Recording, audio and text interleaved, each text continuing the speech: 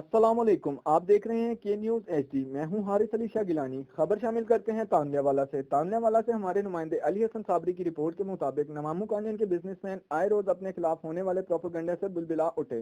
ایک مقامی شہری کی جانب سے ان کے کاروبار کو نقصان پہنچانے کا الزام۔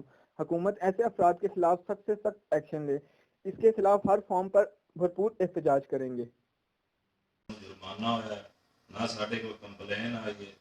اگر صحیح کیسر یا کوئی بھی شخص ساڈا پیمانہ غلط ثابت کر دے اسی انہوں نقدی انعام دیون دے پابند سائیں، اسی ہارا جرمانہ جلن دے پابند سائیں۔ بلا وجہ کسی نو ذلیل کرنا، کسی کی بدنامی کرنا یہ اچھی بات نہیں ہے۔ لہذا میں اس گل نو بڑے ترجیح دے رہا کہ انہیں بہت ہی ساڈے نال برا کیتا ہے، ساڈے کامپ کی بدنامی دی رپیوٹ خراب کرتا پیا۔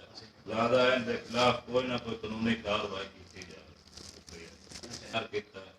انہیں پورے پروپیگنڈے نہ تیل پوا کے ویسے بدنامی کا سبب بنتا پیا۔